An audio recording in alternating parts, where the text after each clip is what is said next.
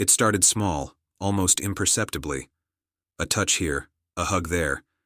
But every time I tried to initiate intimacy, she waved me off with the same excuse. Headache. At first I laughed it off. I understood that everyone gets tired, stressed, or overwhelmed. But over months, the pattern became painfully clear.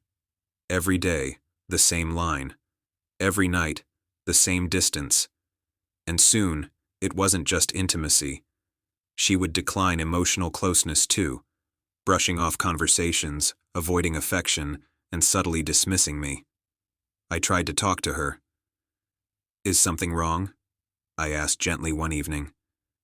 "Do you want to see a doctor, or talk to me?" She sighed, exasperated. "It's fine.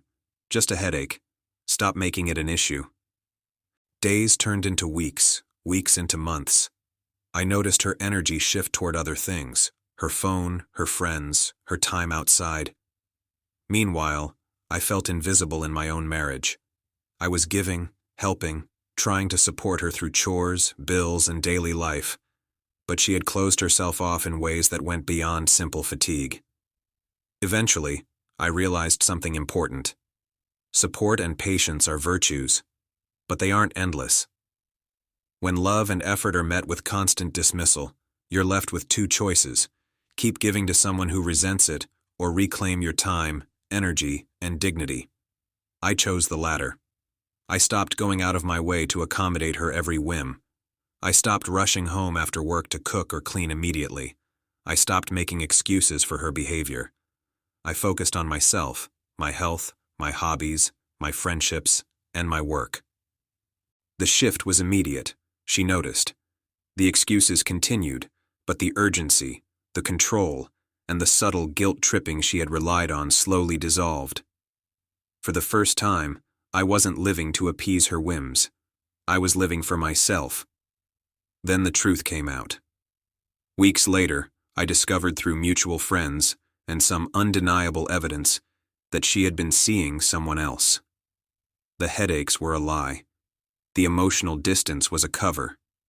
Every excuse had been a way to maintain control while pursuing her own desires outside our marriage.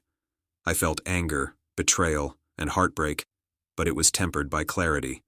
I had already taken the first step, protecting my boundaries, reclaiming my energy, and refusing to be manipulated.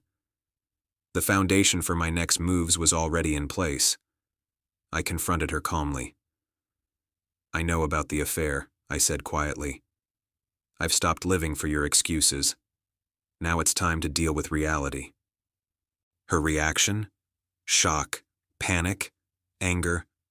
She realized too late that her deception had nothing on the quiet preparation I had done over months. I wasn't reactive. I was composed, logical, and ready. I sought legal advice, gathered evidence, and ensured my finances, home, and reputation were protected. Friends who had seen the signs confirmed my story. Slowly, the balance of power shifted. She had tried to control me with lies and avoidance, but I had regained control over my life. By the time the divorce was finalized, I wasn't bitter. I was liberated. I had preserved my dignity, my self-respect, and my ability to move forward. She had tried to push me aside with excuses and deceit, but I had turned inaction into strategy, patience into leverage, and betrayal into clarity. Months later, I was thriving. My career was stronger, my friendships were deeper, and my personal life was healthier. I had learned an invaluable lesson. Boundaries are protection, patience is power, and ignoring manipulations isn't weakness, it's strategy. The best revenge, I realized, isn't exposing her. It's reclaiming your own life and showing that you can thrive while the person who tried to deceive you watches from the sidelines. Because in the end, no amount of headaches can stop someone who chooses their own strength over endless compromise.